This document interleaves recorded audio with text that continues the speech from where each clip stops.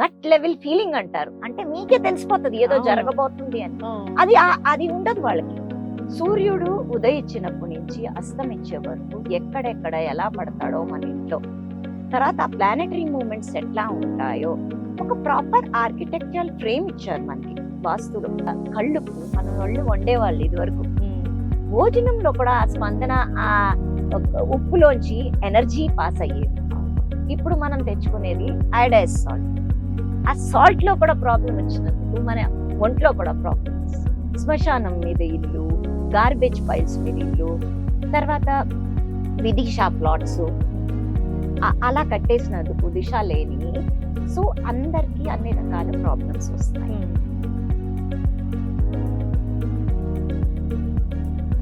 Welcome to RTV.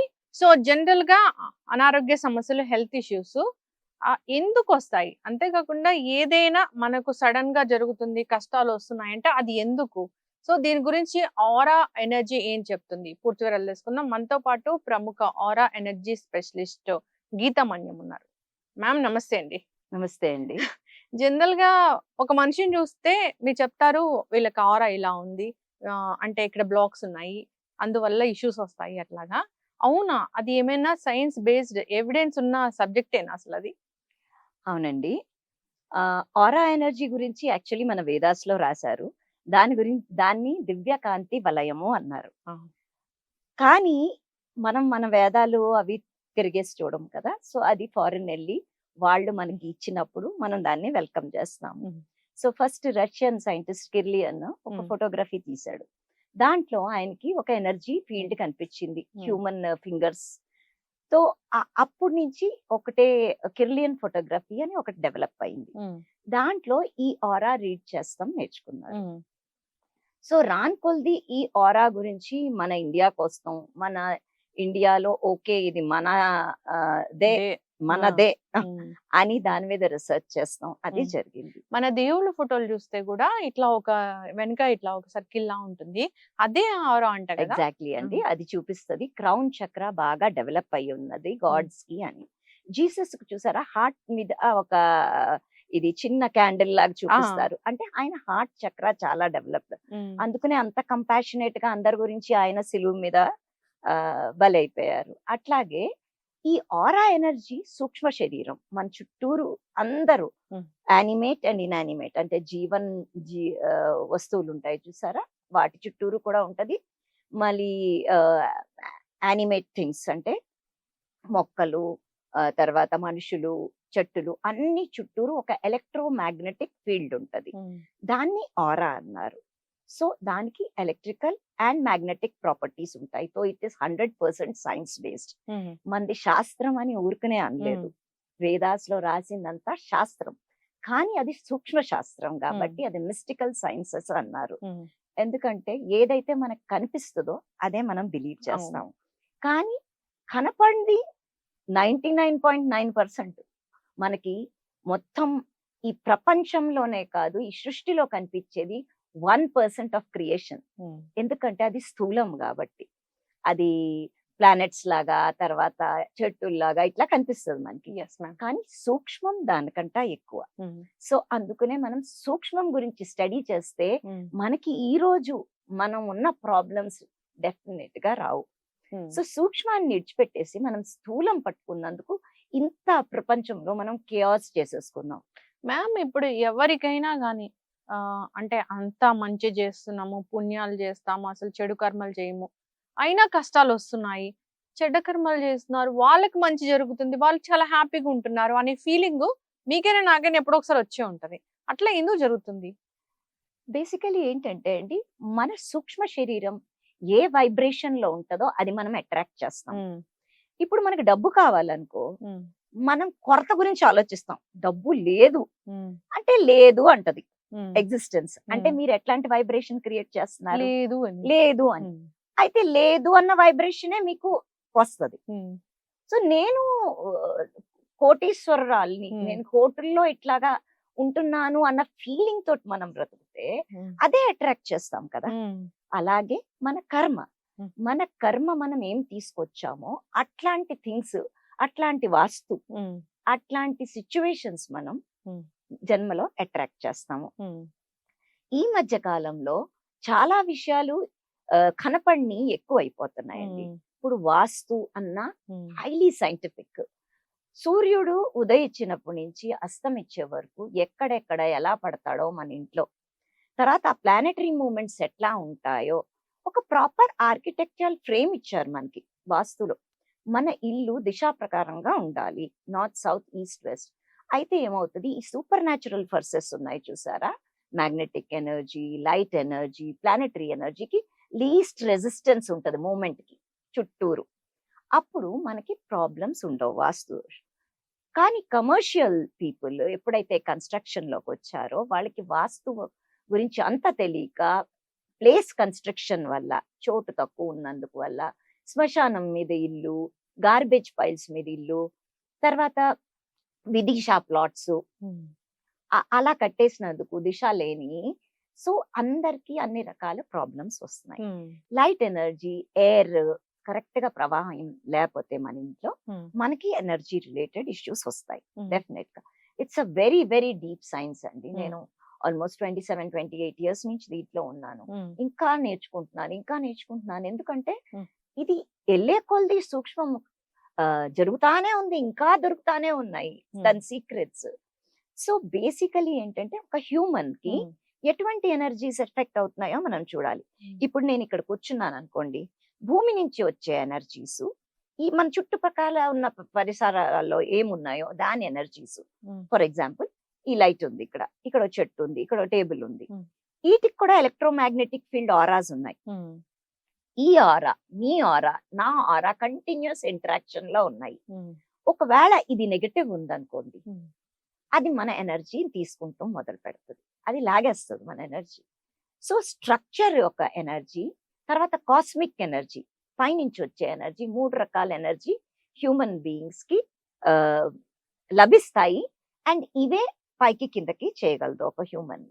So ఎప్పుడైతే మీ energies correct గా మనం పట్టుకుంటామో ఎగ్జాక్ట్ గా చెప్పేయచ్చు మీకు ఇక్కడ నుంచి ఈ దోషం వస్తుంది. ఎందుకంటే ఒక హ్యూమన్ బీయింగ్ ఎనర్జీ 33.33% భూమి నుంచి, అంటే మన బాడీ అన్నమయ కోశం, స్థూల శరీరం కదా, భూమి నుంచి తయారైంది ఈ శరీరం, భూమిలోంచికే వెళ్ళిపోతుంది కదా మళ్ళా. అట్లాగే మన మైండ్ ఉంది చూసారా, మన చుట్టుపక్కల ఉన్న ఎలక్ట్రోమాగ్నెటిక్ ఫీల్డ్స్ ఆర్ ఆరా ఉంది చూసారా, దాని మీద ఇన్ఫ్లుయెన్స్ చేస్తుంది. అందుకనే వాస్తు చాలా ఇంపార్టెంట్. తర్వాత కాస్మిక్ ఎనర్జీ అంటే ప్లానెటరీ ఎనర్జీ. ఈ ప్లానెట్స్ నుంచి లభించే ఎనర్జీ మీ మీద ఎట్లా యాక్ట్ చేస్తుంది, ఆ ప్లానెట్ మీకు మంచి ఎఫెక్ట్ ఇస్తుందా, చెడు ఎఫెక్ట్ ఇస్తుందా, మీరు దాన్ని ప్రాపర్లీ అట్రాక్ట్ చేసుకోగలుగుతున్నారా లేదా, ఎందుకు చేసుకోలేకపోతున్నారు, ఇవన్నీ మనకి మన ఎనర్జీ ద్వారా తెలిసిపోతాయి. అప్పుడు మనకు తెలుస్తుంది 33.33, 33.33 వాస్తు, 33.3 మీరు, మీ సాధన. మీరు ఇటు అన్నిటిని తుడిచేయవచ్చు 100% చేసుకుని, మీ ఎనర్జీ స్ట్రాంగ్ ఉంటే, మీ విల్ పవర్ స్ట్రాంగ్ ఉంటే. సో అట్లాగే అందుకనే చూసారా చాలా మంది ఇంకా మొత్తం లోకి వెళ్ళిపోయి మళ్ళీ నుంచుంటారు, ఎందుకంటే చాలా స్ట్రాంగ్ వెళ్తారు. Will power, maybe planetary effect ఉందేమో. సో అది స్టడీ చేయాలా, ఇట్స్ చాలా డీటెయిల్ గా స్టడీ చేయాలా. కానీ చాలా మంది అండి ఏదో కొంచెం నేర్చేసుకుని నేను ఆరా స్కానర్ యూస్ చేస్తున్నాను, ఇట్లా ఇట్లా చూపించేస్తున్నాను. చూసిన ఈ స్కానర్స్, ఇప్పుడు యూట్యూబ్ ఓపెన్ చేయండి మేడం, ఈ ప్లేస్ బాగాలేదు, నెగిటివ్ ఎనర్జీ ఉంది, స్కానర్ పట్టుకొని చూడడం అట్లాగా. అంటే దాని వల్ల అందుకు నేను మీకు ఆ క్వశ్చన్ అడగాల్సి వచ్చింది. అసలు ముందు క్వశ్చన్ యాక్చువల్లీ ఏమవుతుందంటే డూప్లికేట్ స్కానర్స్ చాలా వచ్చేసినాయి అండి. సో నాన్నగారు బేసికలీ దీన్ని ఇన్వెంట్ చేశారు, పేటెంటెడ్. అక్కడి నుంచి మేము దీన్ని ఇంకా ఫార్వర్డ్ తీసుకెళ్ళాం, ఇంకా డెప్త్ గా రిలేట్ చేసుకుంటా వెళ్ళిపోయాము. ఈ ఆర్టిఫిషియల్ ఈ డూప్లికేట్స్ ఏం చేస్తున్నారంటే మన దగ్గర నేర్చుకొని ఇది ఉందండి ఇది ఉందని అని నేర్పేసి వాళ్ళు డబ్బులు చేసుకుంటున్నారు అక్కడికి. నేనే స్వయంగా ఎన్ని వీడియోస్ చూస్తే అసలు ఏం చూపిస్తున్నాడు బాబు ఈయన అని. సో మేము ట్రైనింగ్ మీద చాలా ధ్యాస పెట్టి మా స్టూడెంట్స్ కి కరెక్ట్ గా నేర్పుతాం. అసలు నువ్వు ఇట్లా చూడకూడదు, ఇది చూడాలి దాన్ని ఎలా కనెక్ట్ చేయాలన్న నాలెడ్జ్ ఇప్పుడు కూడా ఎంత మంది డూప్లికేట్స్ తయారు చేస్తున్నారో వాళ్ళకి లేదు.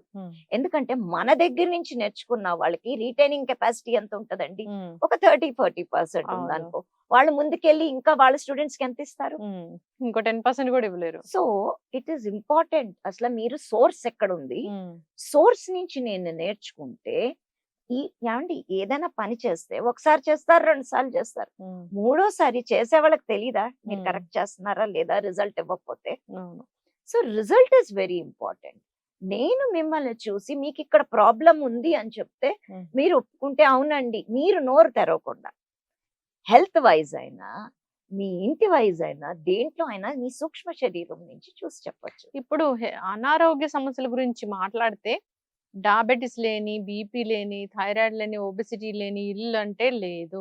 అంతేకాదు అదొక లైఫ్ స్టైల్ డిజార్డర్ అయిపోయింది. క్యాన్సర్ కూడా పెద్ద పెద్ద జబ్బులు వస్తూ ఉన్నాయి.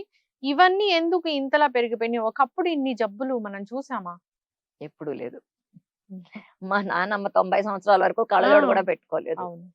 ఎందుకంటే ఈ రోజు మనం ఇది యాక్సెప్ట్ చేసాం, this is the way of life. BP ఉంది, ఇట్స్ నార్మల్. డయాబెటిస్ ఉంది, ఇట్స్ నార్మల్ అని. No, it's not normal. మన శరీరం ఎప్పుడు డిసీజ్డ్ అవుతానికి లేనే లేదు. కానీ ఈ రోజు మన లయ తప్పాము అంటే ఏంటి, మన శరీరం సూక్ష్మ శరీరం ఎప్పుడు లయలో ఉండటానికి చూస్తుంది. అదొక రిధంలో ఉండాలి. 1.618 అంటే అది ఒక గోల్డెన్ రేషియో. మొత్తం ప్రపంచము దేవుడు దాని మీద తయారు చేశాడు, ఆ మ్యాథమెటిక్స్ మీద. మన శరీరంలో ఒక్కొక్క పార్ట్ ఆ రేషియోలో ఉందండి. అంటే మనం ఒక లయలో ఉన్నాము. ఆ లయలో మనము తప్పినందుకు మనకి ప్రాబ్లమ్స్ వచ్చినాయి. ఈ రోజు మన చుట్టూరు పొల్యూషన్ లయ తప్పినందుకు, మన ఇల్లు ఎలా పడితే అలా కట్టేస్తున్నాము, అది కూడా లయ తప్పింది. మనం ఒక మ్యాగ్నెటిక్ ఫీల్డ్, ఒక ఎలక్ట్రోమాగ్నెటిక్ ఫీల్డ్ మనకంట పెద్దది మన ఇల్లు. దానికి ఒక ఆరా ఉంది కదా, దాంట్లో పెట్టామనుకో, మనకి లయ ఉన్నప్పుడు దానికి లయ లేనప్పుడు మనం సృష్టితోటి మన ప్రపంచంతో లయలోకి ఎలాగొస్తాం? ఇవన్నీ కరెక్ట్ చేసుకోవాలంటే ప్రాపర్ గా మనతోటి స్కానింగ్ చేయించుకొని తెలుసుకోవాలి అసలు ప్రాబ్లం ఏంటి అని. ఈ రోజు చెప్పండి నాకు, మెడికల్ ఫీల్డ్ ఇంత అడ్వాన్స్డ్ అయిపోయింది, కొత్త కొత్త మెషిన్స్, కొత్త కానీ ఎక్కడ చూస్తున్నాం మనం? స్థూల శరీరమే చూస్తున్నాం. కానీ మీరు స్థూల శరీరమా చెప్పండి? ఉట్టి స్థూల శరీరం ఎంత మనకి? మన ఇమోషన్స్, మన థాట్స్, మన ప్రేమ, మన ద్వేషము, సో ఇవన్నీ కలిపి ఎక్కువ ఉన్నాయి సూక్ష్మంలో. సూక్ష్మ శరీరాన్ని మనం పట్టుకోలేదు.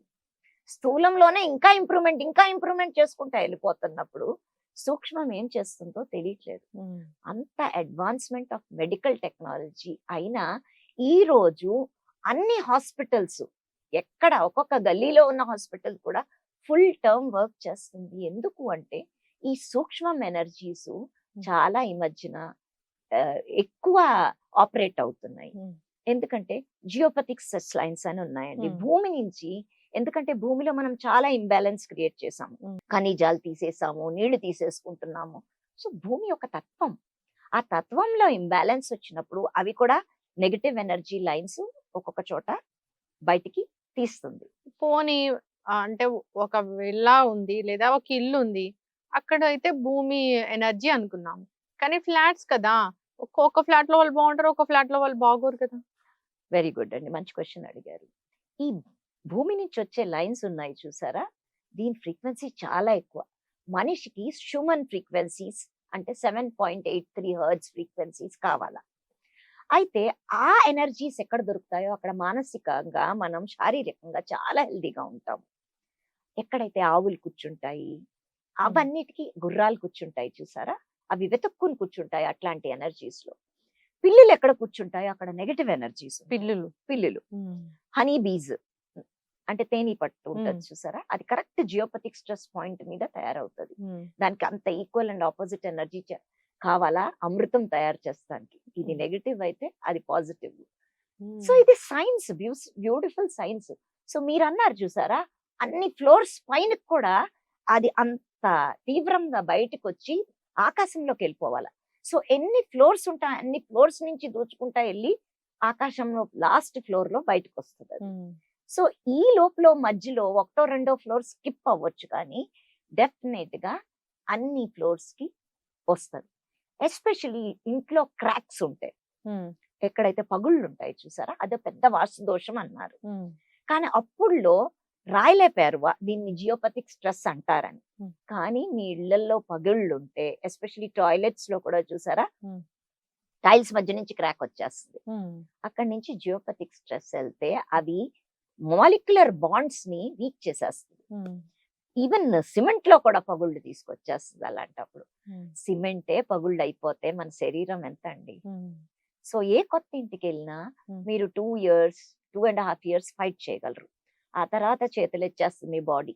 అంత బానే ఉందని చెప్తారు వాస్తు వాళ్ళని తీసుకొస్తే. వాస్తు అన్న వాళ్ళు స్ట్రక్చర్ వాస్తు ఐడెంటిఫై చేస్తారండి. అంటే నీ స్ట్రక్చర్ కరెక్ట్ గా ఉందా, సౌత్ ఈస్ట్ లో నీకు ఫైర్ ఉందా, నార్త్ ఈస్ట్ లో వాటర్ ఉందా, ఇంతవరకే చూస్తారు. స్ట్రక్చర్ కట్ ఉందా, అది స్ట్రక్చరల్ వాస్తు, అది వేదిక్ వాస్తు. ఈ మధ్యన మనం భూమి చూడాలి. ఎందుకంటే భూమి మన శరీరంలో భూమి స్థూల శరీరము. అంటే మన ఆకారం, మనం ఈరోజు గీత అని మీరు చూస్తున్నారు చూసారా, ఈ చేతులు ఈ కాళ్ళు, ఇది స్థూలం.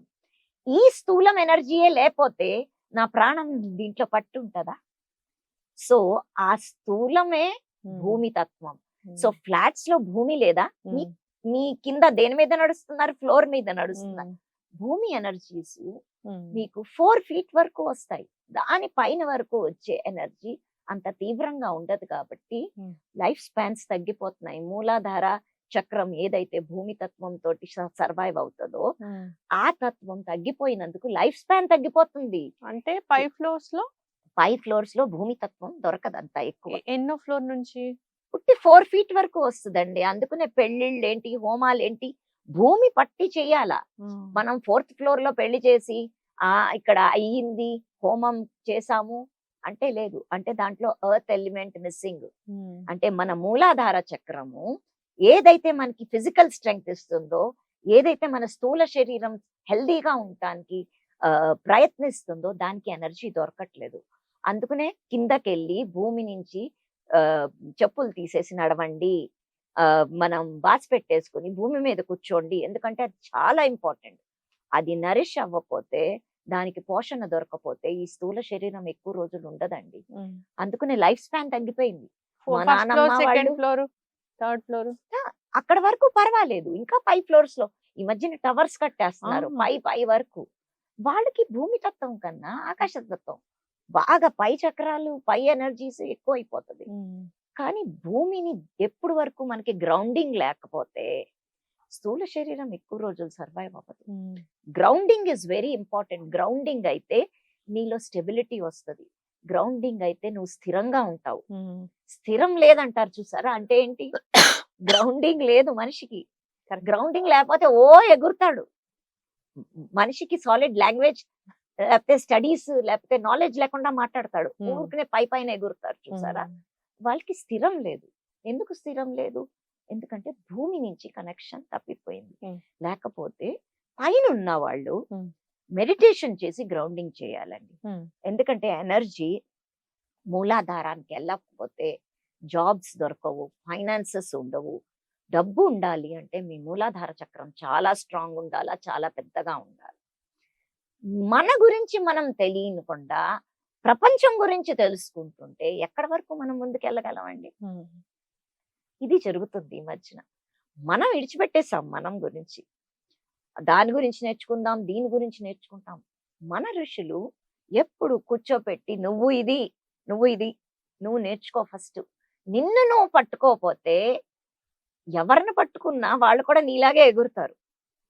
నువ్వు ఎప్పుడైతే స్థిరంగా ఉన్నావో, ఎప్పుడైతే స్టేబుల్ గా ఉన్నావో, ఎప్పుడైతే సెంటర్ అయి ఉందో నీ ఎనర్జీ, అప్పుడు నువ్వు స్టెబిలిటీలో ఉంటావు. చాలా చక్కగా చెప్పారు మేడం. ఎందుకు అనారోగ్య సమస్యలు వస్తున్నాయంటే చాలా కారణాలే ఉన్నాయి. ఇప్పుడు ప్రాబ్లమ్స్ ఉన్నాయి, వచ్చారు మీ దగ్గరికి, ఎనర్జీ చెక్ చేయించుకున్నారు, ఏదో డిఫెక్ట్ ఉంది అన్నప్పుడు అప్పుడు మనం ఏం చేస్తామంటే ఫస్ట్ వీళ్ళలో ఉందా డిఫెక్ట్, లేకపోతే ఎక్కడి నుంచైనా సోర్స్ ఉందా, వాళ్ళకి ఆ సోర్స్ నుంచి ఇన్పుట్ అవుతుందా, ఎనర్జీ లీక్ అవుతుంది, వాళ్ళ ఎనర్జీ ఎందుకు లీక్ అవుతుంది, ఎక్కడ లీక్ అవుతుంది. సో ఫస్ట్ మనం బాడీ టెస్ట్ చేస్తాం. బాడీని టెస్ట్ చేసి మనం ఐడెంటిఫై చేస్తాం ఈ లీకేజ్ ఎక్కడి నుంచి ఉంది, వీళ్ళకి ఇక్కడి నుంచి ఎనర్జీ లేదు కాబట్టి, అంటే ఈ రిలేటెడ్ ఇష్యూ హెల్త్ లో అయినా ఉండొచ్చు, లేకపోతే వాస్తులోనైనా ఉండొచ్చు, లేకపోతే ప్లానటరీ పొజిషన్ లో అయినా ఉండొచ్చు. సో ఒక్కటి కరెక్ట్ చేసుకుంటే 10 రోజుల తర్వాత మళ్ళీ ఆ బాడీలో చూస్తే ఆ ఎనర్జీ రిసీవ్ చేసుకుంటాం మొదలు పెడుతుంది.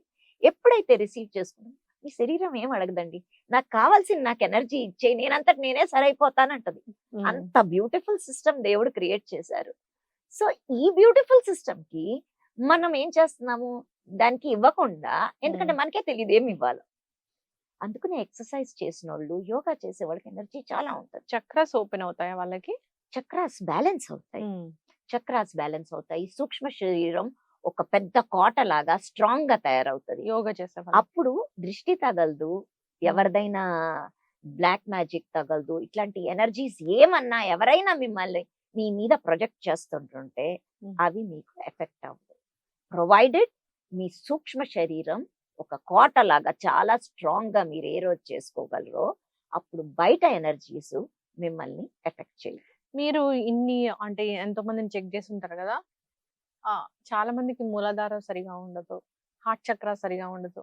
ఇట్లాగా అసలు అంటే ర్యాండమ్ గా ఈ చక్ర వీళ్ళకి బాగాలేదు అని ఒక పర్సెంట్ ఉంటది కదా, అది ఏం చక్ర అది? అట్లా కాదండి, వేరే వాళ్ళు వేరే పనులతో వస్తారు కదా. మోస్ట్లీ నేను చూసింది ఏంటంటే, డబ్బు రిలేటెడ్ ఇష్యూస్, స్టెబిలిటీ లేదు, జాబ్ లేని వాళ్ళకి మూలాధార డిఫెక్ట్ ఉంటది. లేజీనెస్, ఒక రకంగా అరే రేపు చేస్తానులే, ప్రోక్రాస్టినేషన్, వీళ్ళకి మూలాధారం ఉంది. ఈ మధ్యన డైజెస్టివ్ ఇష్యూస్ ఎక్కువ.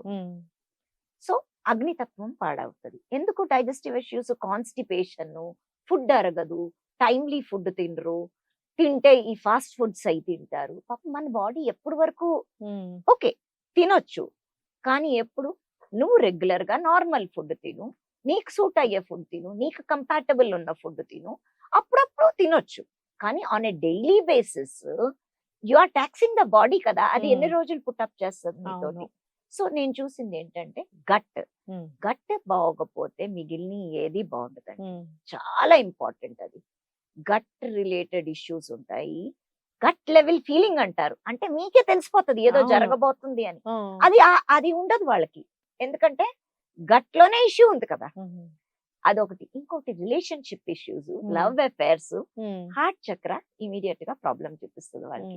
ఇమీడియట్ చెప్పవచ్చు, ఏమండి మీరు ఏమన్నా ఫెయిల్ అయిందా లవ్ అంటే, అవునండి అని మొదలు పెడతారు వాళ్ళ story. So your body speaks, can you understand? అది ఇంపార్టెంట్. మీ బాడీ చెప్తుంది, మొత్తం చెప్తుంది స్టోరీ. కానీ మనకంత టైం ఉందా కూర్చుని వినటానికి?